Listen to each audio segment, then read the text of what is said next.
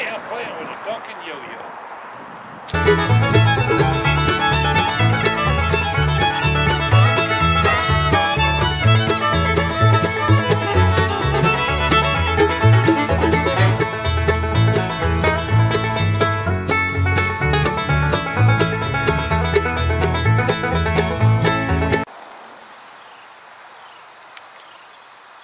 They can break it off, it's just a weedy looking thing. There's a distinctive smell to it. You ever smell one, you won't forget it. We used to take and strip the leaves off of it, chase each other around at soft, whop your brother on the head with a dog funnel. We could spend hours playing dog funnel.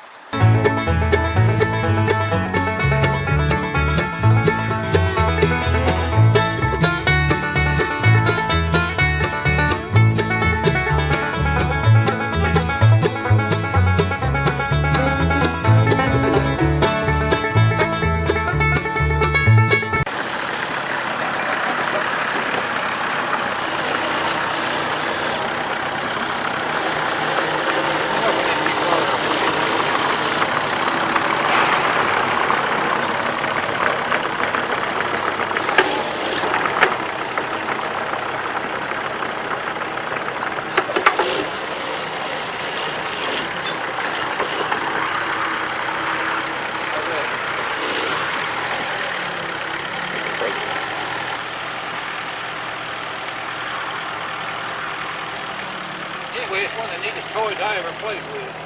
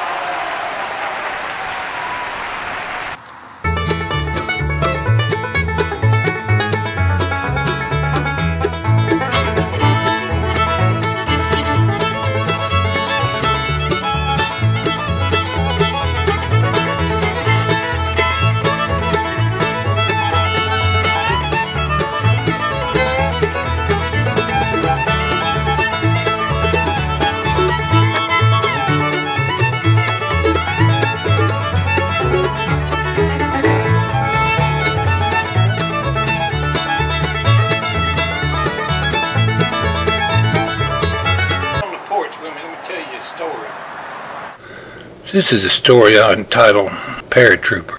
This story is true and begins when I was around 7 or 8 years old.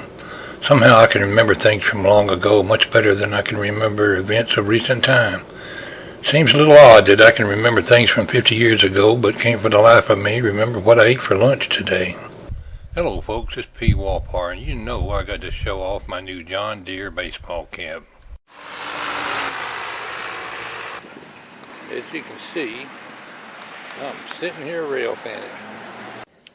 It's a tough job, but somebody's got to do it.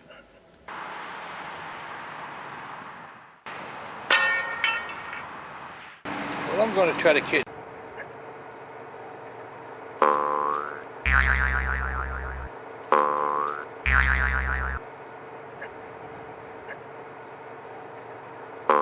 Ta-da!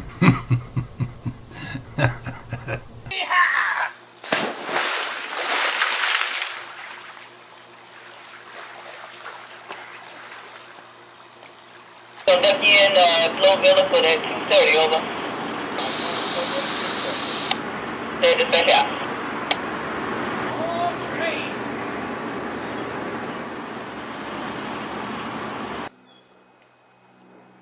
It's a tree. You want to just come back and pull it with a come along, hook it to this other pine tree? I'm out the Roosevelt Railroad today. I'm going to document pulling down this tree. The tree fell crossways, the track fell in it, but it hung in the fork of that tree right up there. Oh, it's a good 40, 50 foot tree. We can't saw it down right there because it'll just fall on whoever's operating the chainsaw. So we're going to try to pull it down. There's your come along arrangement.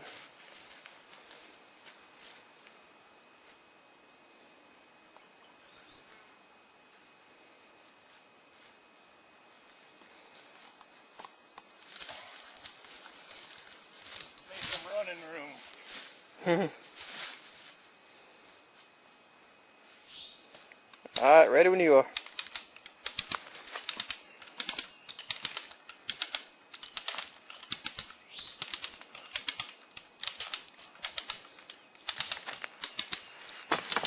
Damn it.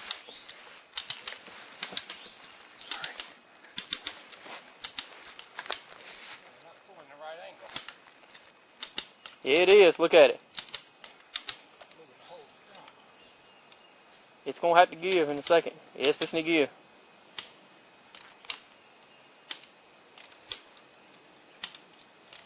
Huh. Come along, handle's about to go.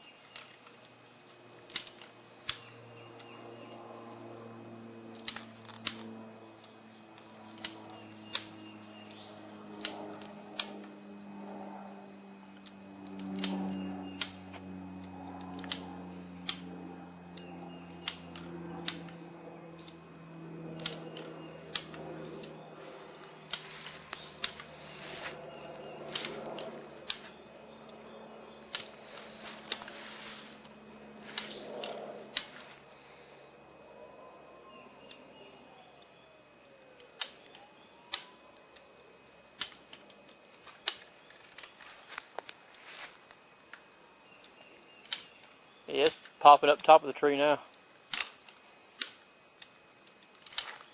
Here you come.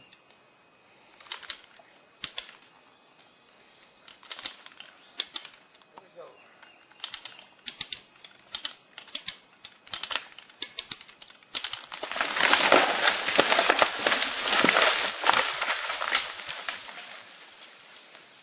You did a good job, Walter. Made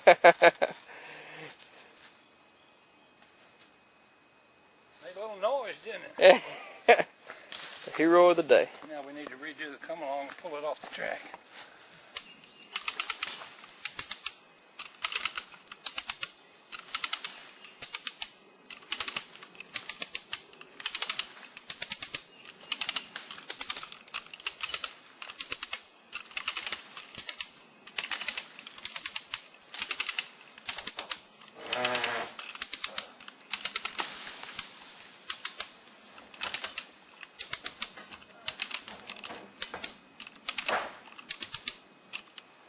You got that big bar?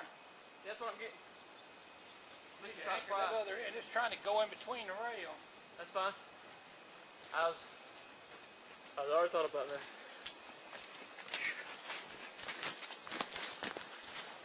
Can't get it further away from the tracks.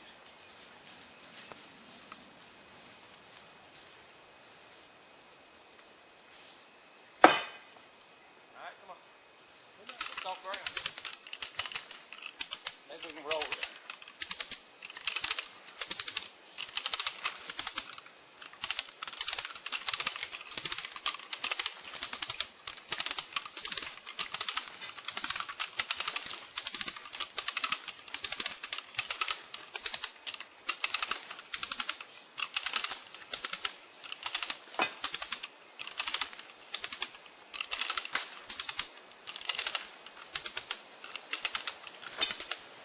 Imagine, if you will, that you're waiting with me. You only had to wait a couple of minutes. I waited considerably longer.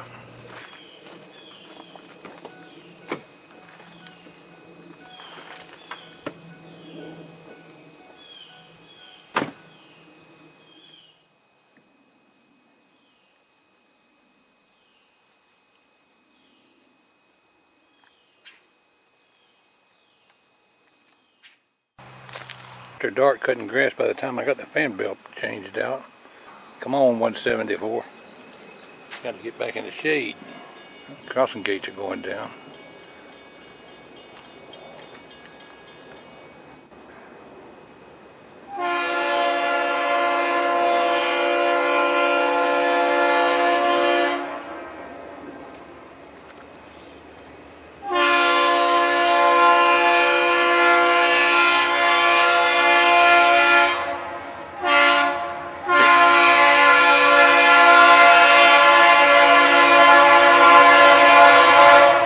Here it comes, streaking through the pole beans.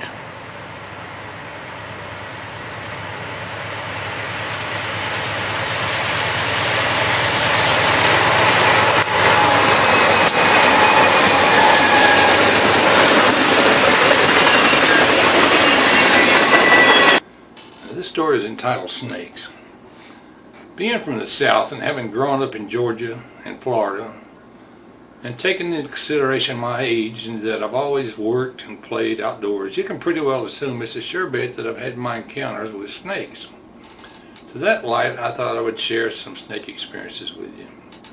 I suppose I could write a book about the subject, but considering that this is a short story, I will but briefly touch on some of the highlights of my experiences. If you have ever been traumatized by a snake, you will be more able to relate to what I have to say about them. As a boy at the age of 5 or 6, I was so severely frightened by a snake that it affected me forever. So that's where I begin this story. My brothers and I lived at that time in McCray, Georgia with our mother. We were usually clad only in a pair of shorts and nothing else, and played and roamed the small sawmill community which was across from and attached to what was then the Shepherd Lumber Company, where my grandfather was employed as a cruiser.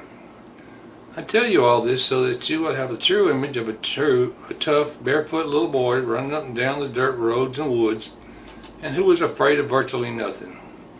Little did I know at the time that would all change, but life's experiences is what makes a child grow up, and hopefully they will leave you somewhat wiser. One summer's day, my mother wanted some blackberries to make a pie. We went down the road to a large blackberry patch that was maybe half as big as a football field. It was one huge briar patch. I had my bowl pretty full of berries and had meandered through the maze of briars all the way to the back of the patch next to the woods. I think I'd eaten more than I'd picked, and I was tired of this berry picking stuff when I spotted some pretty blue flowers and thought, what a good idea, I'll pick these flowers and surprise her when I emerged back on their side of the road. Well, I approached the flowers and I began picking them when something at my feet caught my attention. I had always been told by my grandfather to watch out for snakes, but snake wasn't even on my mind, and the only snakes I had ever seen were small things, maybe 2 or 3 feet long. So I suppose it stands to reason that I didn't recognize the thing stretched out lengthways right at my feet was a huge diamondback rattlesnake. That thing had to be 7 or 8 feet long and was bigger in diameter than a man's arm. I was in awe of how pretty his designs were and thought, oh my, this big a hose laying here sure is neat. I leaned forward to touch it, and my hand was within a few inches of its head when the snake, who had been laying there sunning himself, began to slowly draw up, and I detected the movement. It didn't take my young mind long to begin the reasoning process that this was something to be careful with, and when I focused my eyes on its head, it was looking back at me. I had finally figured out what it was, and decided it was time to depart the briar patch. In an instant, I decided he needed that bowl of berries and handful of blue flowers a lot worse than I did, so I promptly let him hold them. I also decided, rather than fight the maze of turns through all the briars, there was a definite need for a new path straight through the briar patch, directly to the dirt road, which was about 100 feet away, and I promptly began construction of said path. I was screaming at the top of my lungs, "Snake! Snake! Snake!" And it must have been quite a sight to my younger brother and mother when they saw my little bare-skinned ass doing Olympic-style jumps over and directly through the briars. By the time I reached where they were, my younger brother was tugging at her skirt and asking if he could go see the snake. But I couldn't hear her answer to him because by then I was several hundred yards down the road in a dead run for home.